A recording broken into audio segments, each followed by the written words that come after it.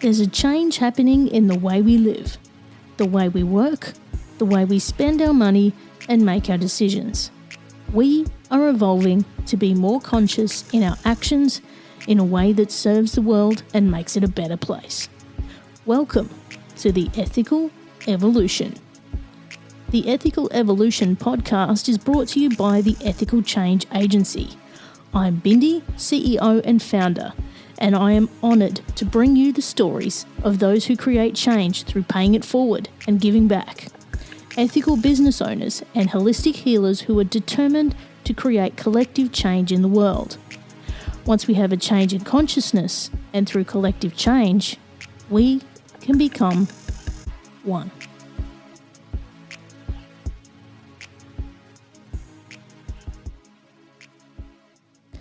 When I found my next guest online in a guest directory, I just knew that I had to speak to her. And as usual, my gut was not wrong.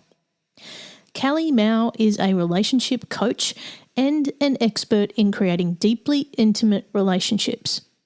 Hailing from Alaska, Cali helps smart, driven women to stop settling for less than they deserve and start getting what they really want from their love life. After a successful legal career and seeing the aftermath of relationships ending in divorce, Cali saw the opportunity to be proactive and help people with their relationships to avoid legal process. I could have talked to Cali all day and saw that we had so much in common in our healing journeys and our desire to share conversations like this that can help so many women around the world. Welcome, Cali, to the Ethical Evolution. Thank you. Thank you so much for having me. Now, we were just chatting off air. You're coming to us all the way from Alaska, which is a new part of the world for us to chat to. So thank you for joining us. Now, can you tell us who you are and what you do?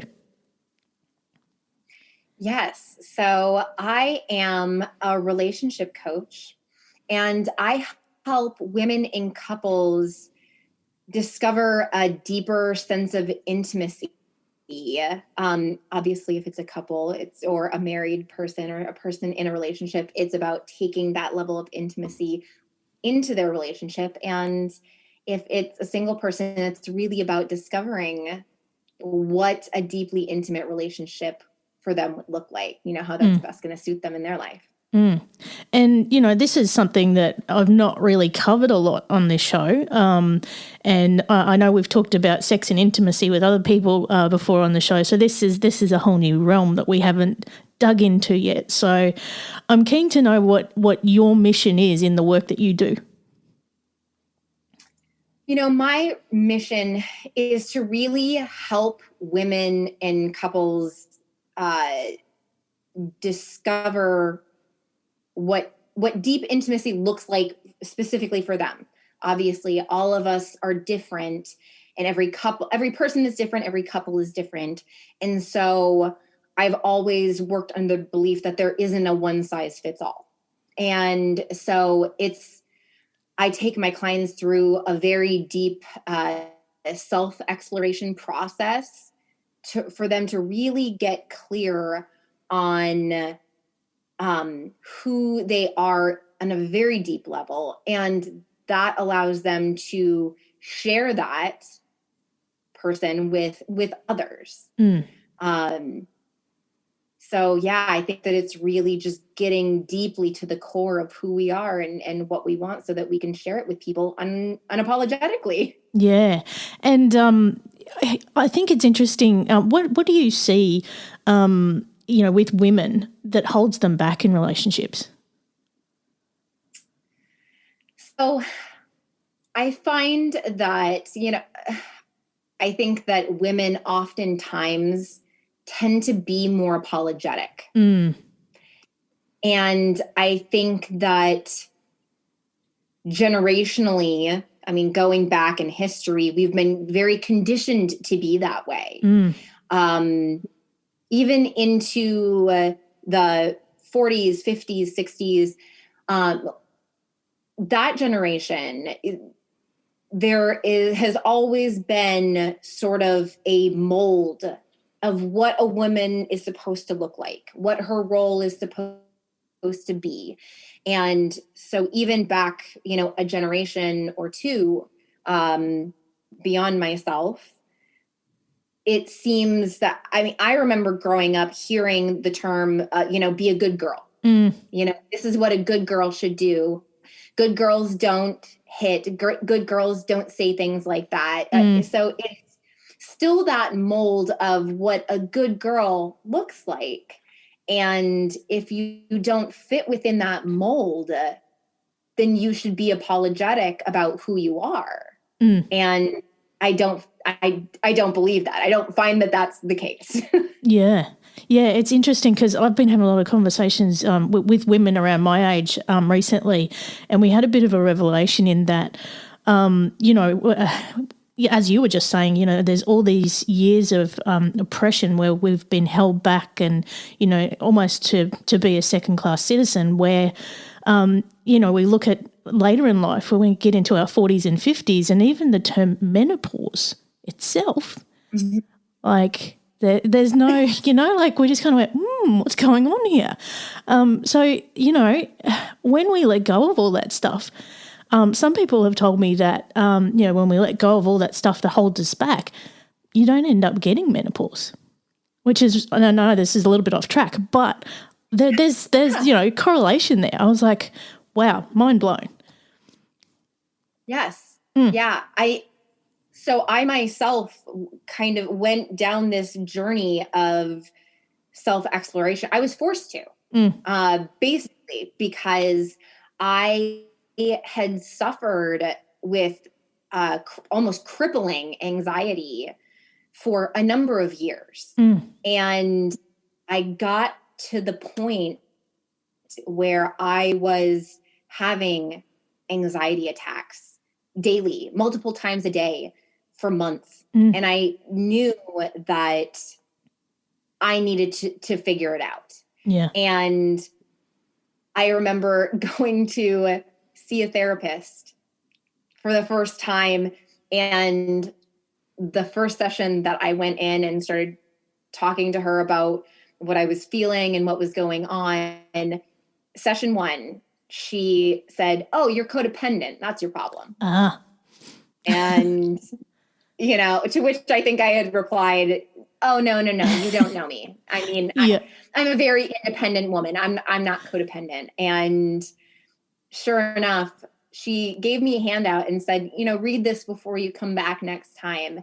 And in true anxiety-ridden procrastination fashion, I had read it about an hour before my next meeting with her and sat down and kind of went, oh my gosh, she pegged me. Yeah. My whole life, I had been conditioned to really think that I wasn't good enough, that there was something wrong with me, that I had to apologize for who I was and how I was. And the idea, as I went on my own self-healing journey, the idea of letting all of everyone else's expectations go was the most liberating thing of my entire life. Yeah. Very freeing. And even for you, I mean, you weren't always a coach either, were you? You had a background in legal, and you actually saw the outcomes from where relationships had gone wrong, right? Right. Yes. So I was a teen mom myself. I had my son when I was 16 years old, and I had graduated high school, and I knew that I wasn't the kind of person that was going to settle for less because I had a child young. So luckily, I had a family that was willing to help me with, sometimes I had to take night classes to go to college, and, I had a family that was willing to help me out with taking care of my son. So I wanted to go get basically a degree that I could get quickly, feel like I could, make a decent living and support my son. And I had chosen working as a paralegal or getting my paralegal degree because I'd always been fascinated by the law. And because I went through a custody suit at 18 with my son. Wow. So I had done my internship in a family law office, and seeing the results of many, divorces and broken relationships. And as I started doing my own self-healing journey, it was like it had all of these pieces of the puzzle had tied together, and I had seen, exactly I was able to figure out, why did I get pregnant at 16? It wasn't just a happening. There was a whole psychology behind it. And the idea of going into the legal background was almost a way for me to protect myself if that situation ever came up again. And so, then kind of shifting gears to wanting to take a more preventative and proactive approach, and not just deal with the aftermath of broken relationships where the attorneys duke it out. I mean, it's never a fun process. It's always hurt feelings. It's always, bitterness and, brokenheartedness to a certain extent. Yeah, and I love that you've taken that experience and you've turned it around to something where it's proactive and you can actually help, circumvent some of those circumstances happening. I think that's amazing. Yes. Thank you. I love that. Thank you. I'm just, once I started, like I said, really going down this healing journey myself and realizing that, I didn't need to apologize for who I was. I kind of went down the codependence train. It took me down this path, and I had learned so much about all of these bad behaviors that I was kind of partaking in that were unhealthy and were hurting my relationship without me even knowing it. And so as I started to heal myself and heal my relationship, realm and that piece of myself, I kind of was able to create a framework that allowed me to really take people from, a place of hurt or loneliness to a place of self-acceptance. And because I really, truly do believe that we're all just incredibly beautiful in our uniqueness. And being able to take that and share it with someone, I think is, incredibly, you have to be brave to do it. I mean, love is always a risk. It's always a gamble to let someone in and hope that you don't get hurt, hope that you don't get disappointed. Yeah. But there are all of these kind of moving parts and pieces to relationships that I love, and that I just wanted to help others through so that they could live a more meaningful life. Because, as I was getting into this, I said, if I did nothing more than help like 5 people, I'd be okay with that. That's still a win, Yeah. Of course, I want to help more than 5 people, but, it's like there's no number. Helping one person is enough. I would love to make a difference, with everyone throughout the world, so that people can release their shame. And I think that, and I'm not sure what the divorce rate is, over where you're at, but here in the US, it's alarmingly high. Yeah, it is here too. Yeah. Yeah. Yeah. I find that such a shame. Yeah. And I've also heard, through some recent conversations that spiked even more through COVID.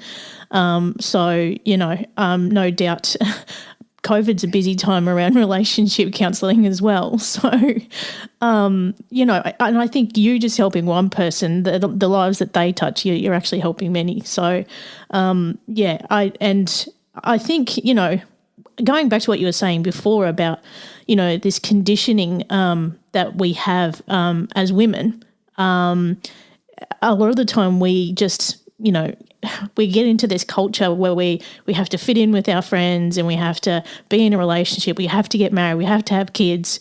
But that isn't always the blueprint for every woman. And I think if, we understand that and let go of that conditioning, it makes us much more all right with ourselves. And I know for me, through my 20s, I also was like, yeah, I've got to get married, I've got to have kids. And I was just, hitting roadblocks every time because I knew in my gut that was not my blueprint. And, of course, It was just disaster after disaster after disaster. And I was like, oh, so it's me. It's not them. So how do you help women let go of that culture that they have to fit in and be like their friends? I think that the way that I help women sort of through this problem is understanding that what healthy self-esteem can look like. So I believe that we all have our healthy and unhealthy messages. And so one of the things that I do with my clients is really pinpoint what are the unhealthy messages that you struggle with, and myself personally, the unhealthy message of I'm not good enough. That one was strong for me. And so as we learn, again, because we're all different, so our struggles are different, as we learn to identify these unhealthy messages, I mean, it's got to start by identifying and noticing that they're even there. So we explore what's really going on there, identify those unhealthy messages, and then start doing work around healing those messages. Because I think that women will find that as they heal their unhealthy messages and really start dissecting them, they'll realize that the cause of those messages, it's not even really them. It's something that they have learned. It's something that they have been conditioned to think, that I'm not good enough. That didn't come from me. We're not born with those messages. Exactly. They're taught to us. Yeah. So I think that as we learn to heal within ourselves, we become more confident in who we are. And in gaining confidence, we can let go of others' expectations for us. Yeah. Because we're more assured in who we are internally. Yeah.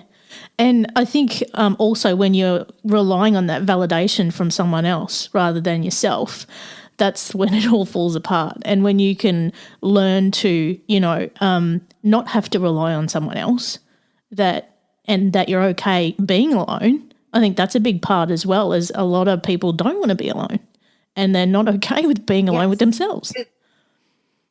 Right. And I think that it's important to realize that the idea of loneliness is scary, for most of us, because we as humans are meant to be pack animals, right?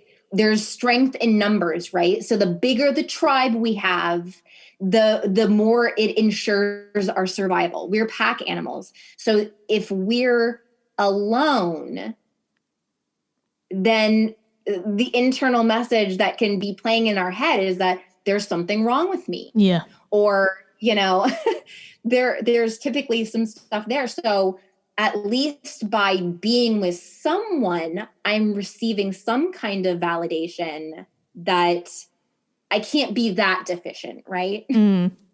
Yeah. And going back to what you were just saying as well about those messages or that you tell yourself, like being conscious of those, like they're just like an autopilot that we don't even recognize that they're even there or what they're saying, and the stuff we say to ourselves, we wouldn't say to anybody else.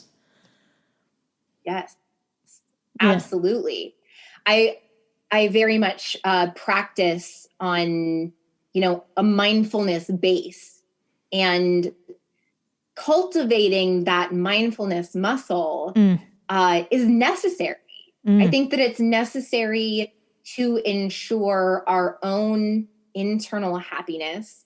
But even when we're talking about in the context of a relationship, you have to be mindful about yourself, your actions, your thoughts, your words, because they're going to be perceived by your partner in one way or another. So if you want to stick your head in the sand and put on those blinders and pretend that anything that you say or do is okay, I think that it's a very blind way to go through life. Exactly. And, just having that consciousness can be hard when you've never done that for a long time and you've been conditioned that way. I know through my healing, I went through a couple of years of sound healing, and, I was at the point where I couldn't even describe my feelings when I started. And I was like, oh, is that what these things are? And then it was like, oh, I actually recognize all this stuff now, and I can hear all these things I'm saying to myself. And, to get to a point where I actually had self-acceptance after a year and a half of therapy, I was like, oh, is this what this is like? It's huge.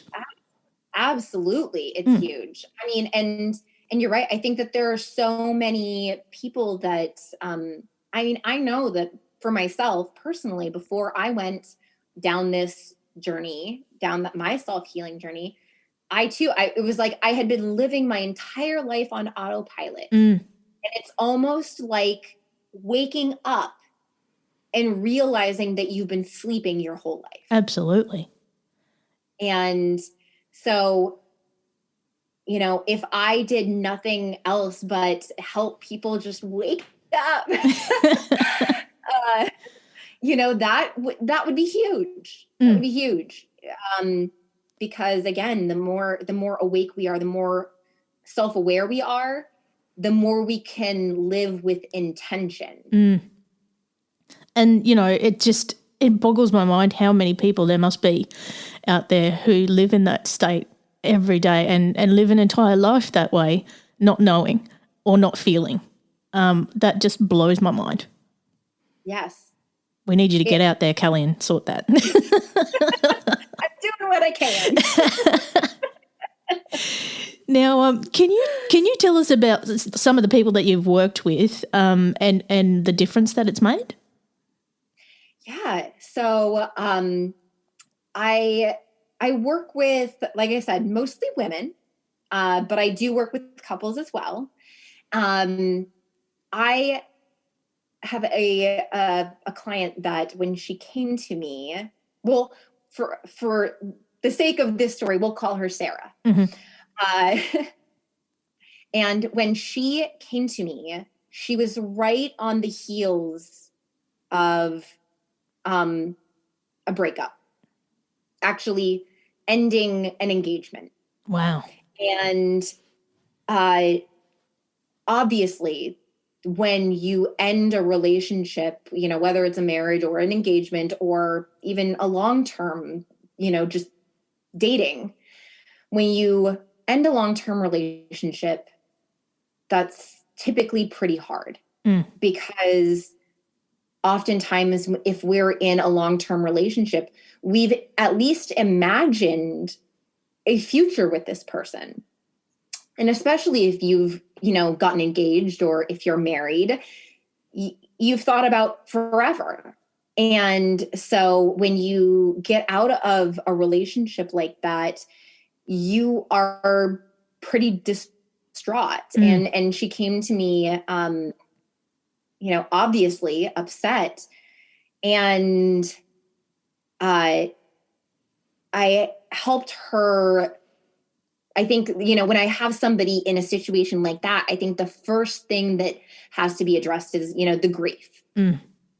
We can't go anywhere and make any progress if we don't acknowledge what's going on in the moment. And so, step number one for me was really to help her through the grief process and really allowing yourself to grieve the loss of something you thought was going to be. And so once we sort of got through that, it was a self-exploration journey.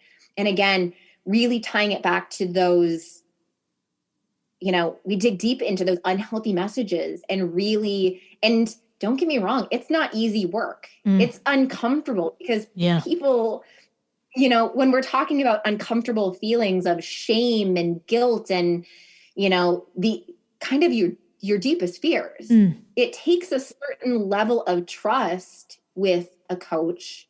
I was sharing that to anyone, that they're not going to judge you for it. They're not going to shame you for it. But really allowing yourself to explore those feelings so that you can start to heal them is where we begin. And really allowing somebody to get to a healthy self-esteem so that we can start down the self-exploration process of who you are unapologetically. And as we do that, then we're able to, like I said, allow someone else in to share that. And now today, she's far removed from the toxic relationship that she was in, and just recently got into a new relationship and with somebody who's been a good friend to her and treats her well. And she asserts herself and is able to ask for what she wants and say what she thinks and be unapologetically herself in a very genuine way. And that's everything. Yeah, that's amazing. That must feel so rewarding for you to see that happen. Thank you. Yes. It is. I mean, this is precisely the work that I got into this business to do, is to help women exactly like her go from a place of pain to a place of confidence and, assertiveness, so that they can just live their life. And, I find that oftentimes, like I say the word assertiveness, and I feel like it has sometimes for people a negative connotation behind it. Yeah. And I've had this conversation with more than one person, that more than one woman that says, like, I don't want to be labeled as assertive though. Because then they seem like a bitch, aren't they? Like everybody thinks an assertive woman's a bitch. They're not. Right. Exactly. Right. Exactly. And I always have to kind of put in there, assertive doesn't mean aggressive. Assertive doesn't mean abusive. You can't assert yourself while you're harming other people and call that assertiveness. That's aggressiveness. That's abusive. Assertiveness is saying what you want, or sharing how you feel, or being you, but not intentionally harming other people in the process. That's assertive. And I think assertiveness is, we should all strive for that. Yeah. And that's another thing that I've spoken with a lot of women about lately is, women who are self-aware and, are assertive and unapologetically themselves, and they stand up for what they believe in, can be seen quite intimidating. And I find some people find me intimidating because of that, and particularly men now say they're actually scared of me. And I'm like, I'm not going to hurt you. Yeah. Yeah.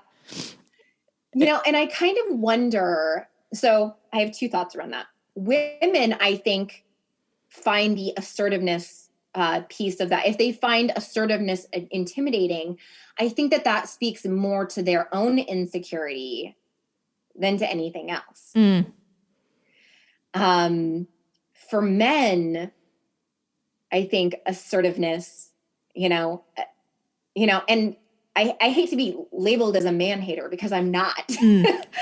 But I think that oftentimes men can see an assertive woman and think it, like, it's almost worrisome for them because they're not going to be able to get away with as much with an assertive woman as they would with a codependent woman. Yeah, and they're also not used to it, are they? Right, exactly. Yeah. I mean, if we're just talking about, and again, I am not at all a man hater. No, me neither. But if we're just talking about pure statistics, women tend to be more codependent. Men tend to be more narcissistic. And that's not everyone. I've met narcissistic women. I've met codependent men. So it's not an always. But when we're talking about majorities, men tend to be more narcissistic because it's about me. It's about what I want. It's about, that kind of stuff. So when you have an assertive woman that, again, isn't aggressively, but just assertively going to say, I'm not going to put up with your crap. Some men don't like that. Yeah. It's so fascinating. I just love watching it, and then there's particular men I know in my life who they actually, are quite forward and saying, yeah, I'm a bit scared of you. And I'm like, I don't know why. I'm a big teddy bear. So it's really fascinating. I love that whole dynamic. But what I'm curious about is, in the work that you do, helping people through relationships and whether they're starting one or ending one, what do you reckon is the biggest challenge that you've faced and how have you overcome it? I think that the biggest challenge that I face is really getting people to talk about their relationships. I feel like nobody really wants to admit when they have a problem in their relationship. Exactly. It's like talking about your relationship. And again, going back a generation, I remember hearing people say, you don't air your dirty laundry. Yes. And I find that to be so ridiculous because, again, we're making something that is normal seem not normal. Yeah. Everyone has problems in their relationship. There is no relationship that is perfect. I mean, I'm a relationship coach, and guess what? I fight with my husband sometimes. We're only human, Exactly. We're never going to see eye to eye with our partner on all issues. And so, by people pretending like, oh, there's no problem here. Nope, everything's great. Because they find the subject of talking about their relationship taboo, or for fear of judgment, because people are going to think this or think that. For whatever reason, that seemed to be my biggest struggle around this issue in actually being a relationship coach, is to get people to just admit when there is the problem, or talk about when there's a problem, kind of normalizing that because it is normal. Yeah. And it's fascinating that you say that because I think it might have been late last year, I spoke with a sex and intimacy coach from the UK, and she pretty much said the same thing. You know, nobody wants to talk about sex or intimacy. It's the same with relationships. You know, it's like we, again, are conditioned that, you know, there's this culture that you have to find your soulmate and, you know, relationships aren't an effort and it'll all be, you know, love hearts and roses and all this kind of stuff. You know, that's not the real world. It's, you know, relationships take work. They're not perfect. There's no such thing. And, you know, I just, again, why are we putting relationships into this kind of category where, no, not talking about that. No, none of your business. I mean, this is how we grow and help each other. Exactly. Yeah. Through conversation. Yeah. And I think that what feels like such a shame for me, you know, in this realm of what I do is that there is still so much shame around it. You know, if you don't have the perfect relationship, then, sorry, using air quotes, the perfect relationship, you know, then again, those internal messages can go off. Oh, well, you know, is it something wrong with me? Is it something wrong with my partner? Is there something wrong with us? You know, are we going to make it? All of these things start happening. And because you don't feel normal in it, it creates this barrier of loneliness. So then not only are you hurting, but now you're alone and hurting. Yeah. And then, you know, for people who aren't going to be like that. Yeah. For people who are going through a breakup or a divorce, and I mean, it can be hard for them to talk about that because of the level of shame that goes with it. They feel like they're a failure. They feel like they couldn't make it work. Right. And I, like I said, I don't think that that's at all the case. No. I think that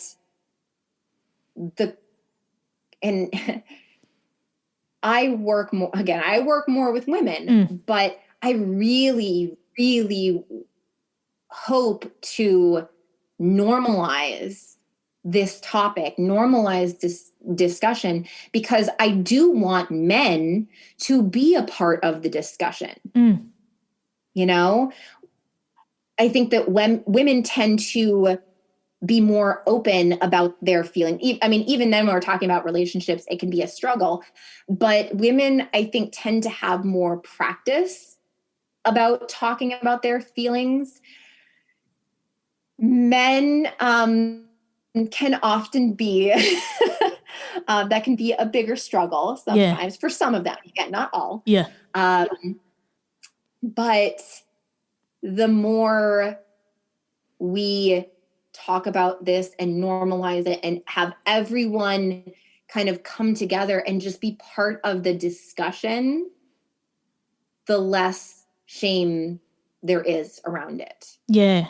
And, you know, if people were going to make a decision to come and see someone like you, it most likely would be the woman who would instigate that and start that conversation.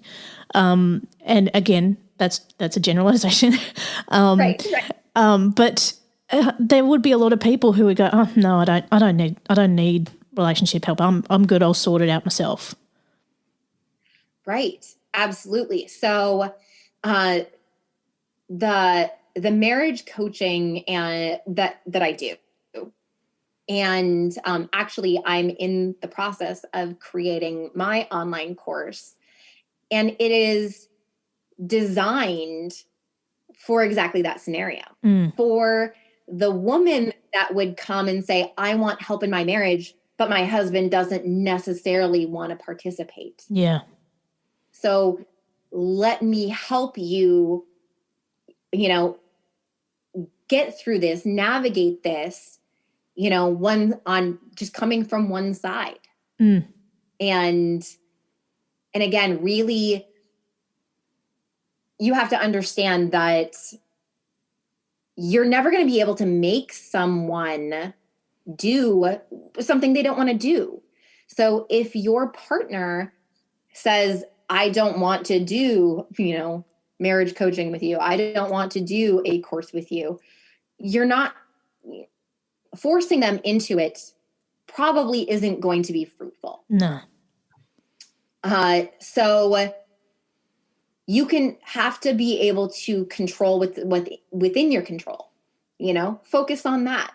So if the goal is to help my marriage, but my partner doesn't want to participate, okay, well, let's, take control of what we can take control of and do the work yourself, and go through that self-exploration. And again, that's part of what I do as a coach is in that scenario, when I have a married person whose partner isn't participating, I help them go through the self-exploration, but then I also help them say, okay, for this subject, where do you think your spouse would fall?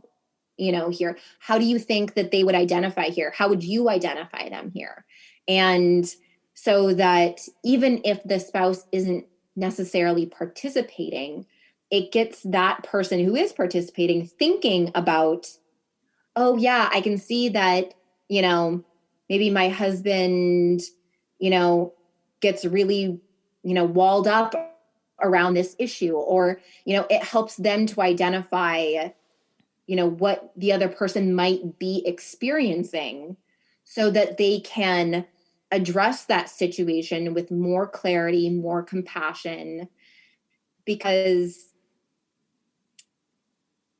oftentimes in relationships, we're kind of focused on ourselves. Yeah. Yeah. So really just being able to step back and look at your partner's perspective can create a lot of room for compassion and deeper intimacy, even when only one person is working on it. Yeah, that's incredible. And I think that's a great idea that you've put together there, because I reckon I know so many women who would benefit from that. I've had so many friends come to me and it's basically just an unload about their partner. Yeah. And I can see, absolutely. yeah, and they're like, well, yeah, there's two in the relationship, but I think there's so many women who could benefit from that, and again, understanding that if we can put ourselves in the other person's shoes and have some compassion and understanding, that's where it all comes together. Absolutely. Yeah. Yes. Now I'm going to go a bit left field here now, Callie. Okay. Now I want you to define for me what being ethical means to you. Okay. To me, ethical means living with integrity. And integrity might look different to different people. And that, I think, is going to be dependent based on that person's values. So again, it probably sounds very much like a politician's answer. But I think that there's not it's not necessarily a black and white answer, because we are all different. And so I feel like if we were all living truly by our moral code, by our values, living with integrity, it would be a more ethical world. Yeah. And I always say I love that question because there's no wrong answer. There really isn't. Oh, good. I passed. No wrong answer. It's not a test. Yeah. Now, absolutely. What you were talking about the courses that you've got. What are you working on at the moment, or what do you got coming up?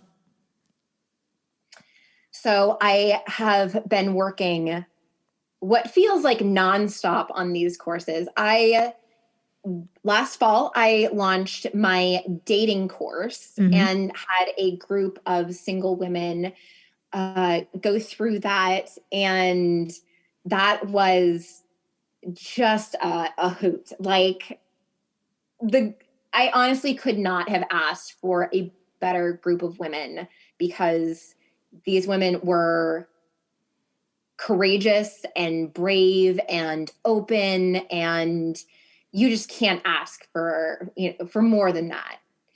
Again, it takes a large amount of trust to participate in this kind of work. So that was great. And on the heels of doing my dating course, I shifted gears and started creating my marriage course, which I am in the midst of doing. And that is set to launch May 1st. And so I'm very excited to be offering that.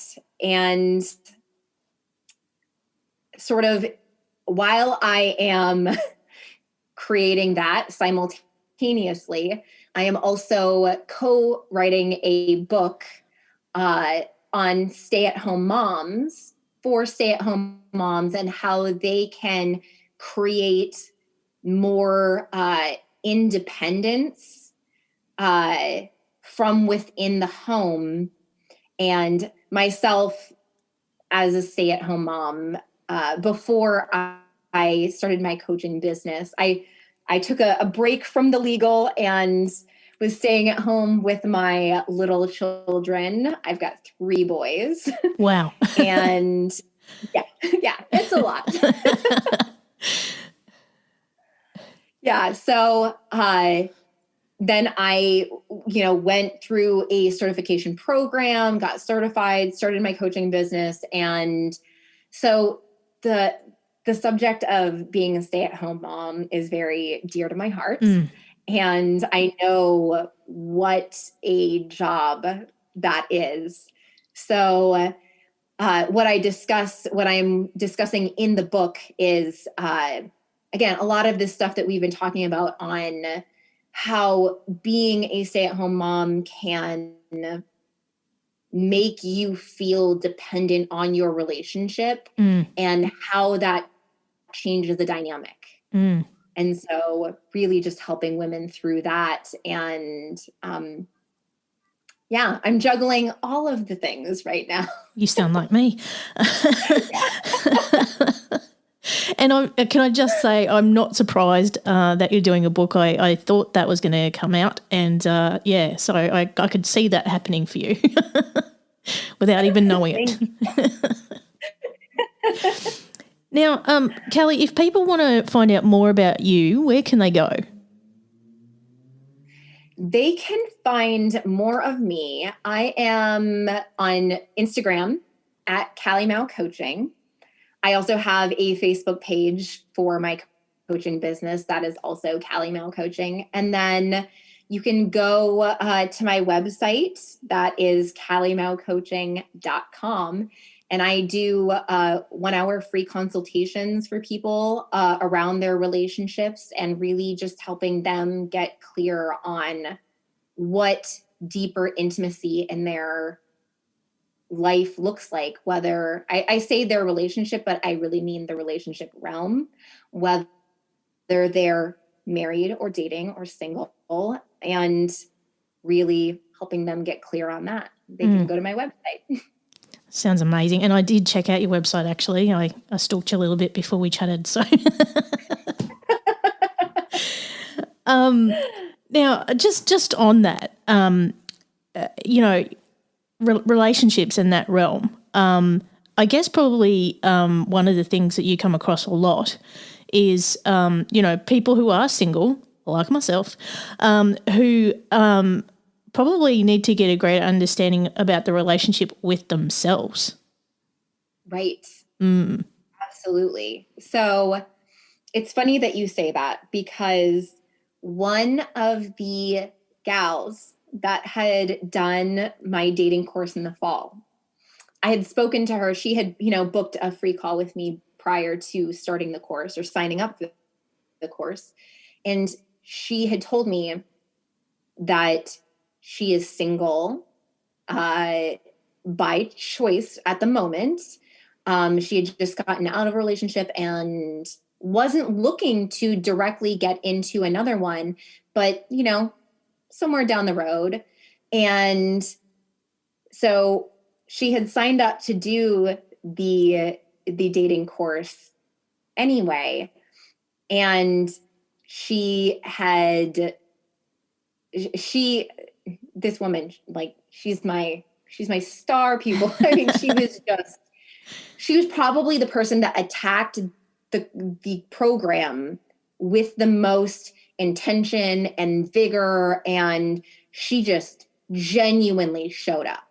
And she was amazed because she had verbalized that she had gotten so much out of it just by going through the exploration process and really, really getting clear on what she's looking for, you know, who she is and what she's looking for, and how those things can come together so that when she is ready to be in a relationship, that she knows that with great clarity what is going to work best for her, so that she can, again, authentically and unapologetically be herself, because that's how we're going to have the deepest relationship.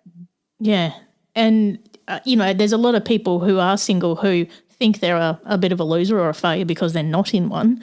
But, you know, I think if you can, you know, be okay with the relationship with yourself, that is just as rewarding.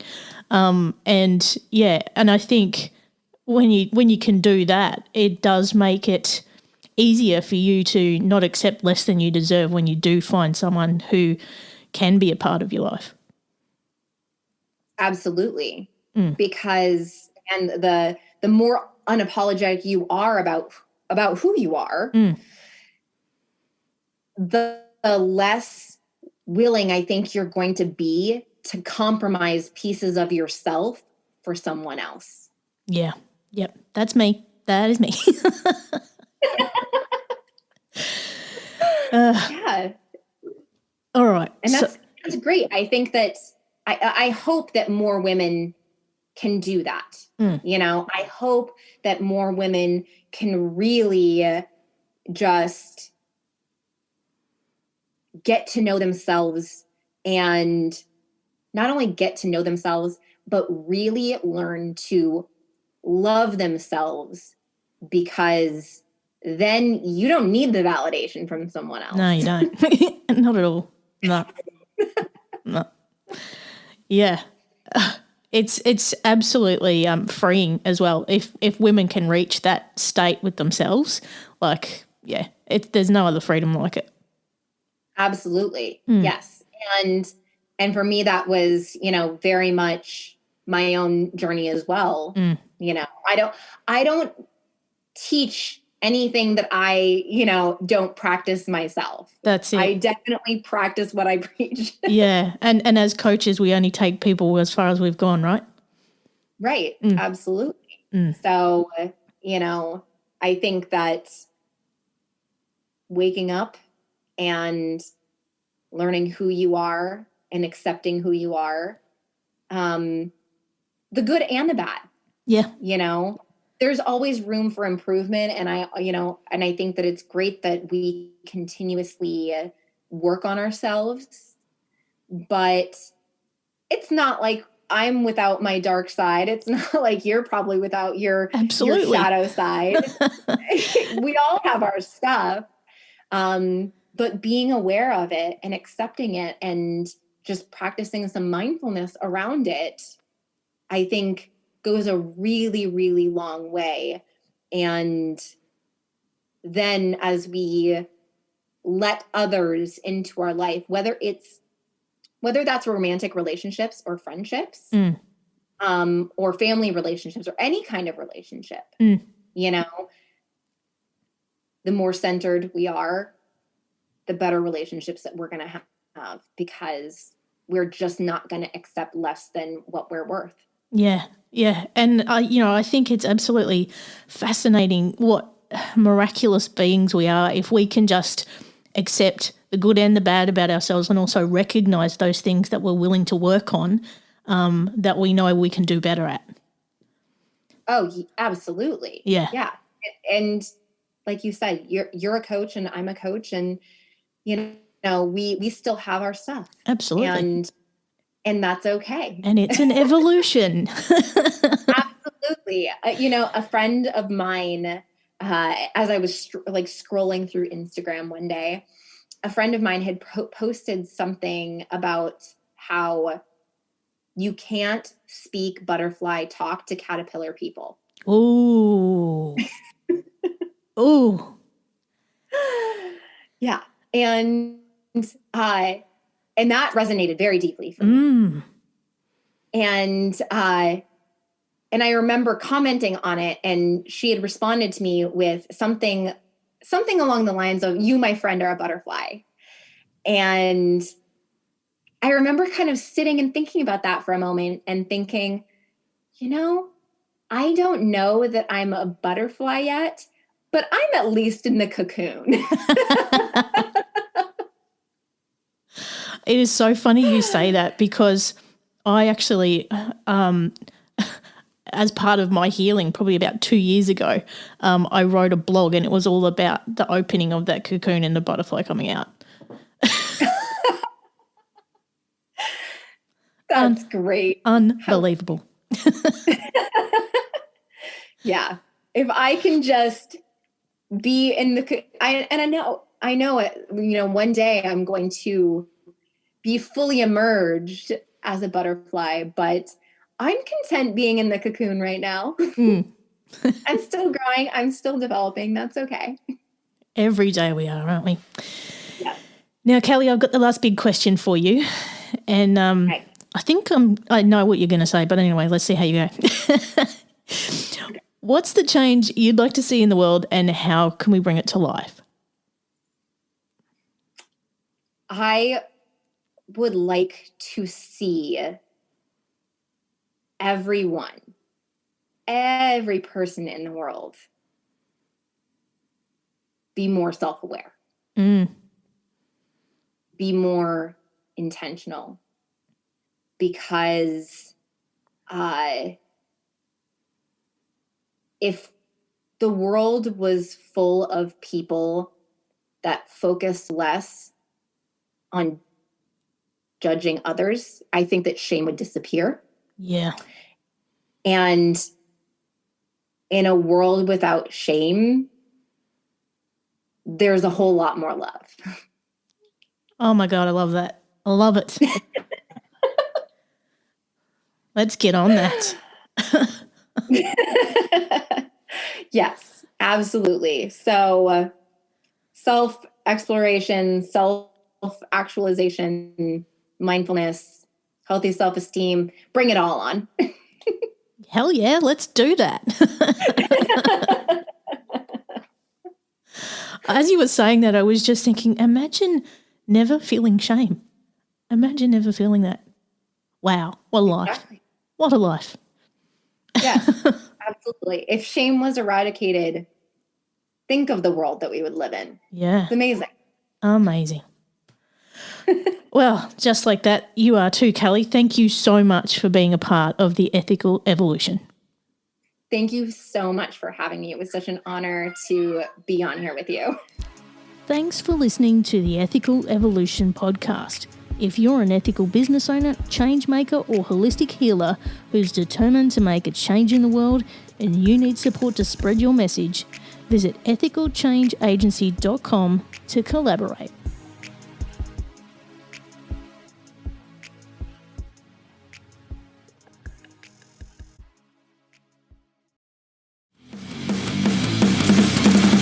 Introducing the Deep Leadership Podcast. Leadership is a people business. That's the philosophy of your podcast host, John Rennie. As a former submarine officer who spent 22 years leading businesses in corporate America before starting his own manufacturing business, he knows that leadership matters. Deep Leadership is real-world, actionable leadership advice from John and his expert guests. Become a leader worth following. Subscribe today. Electricast.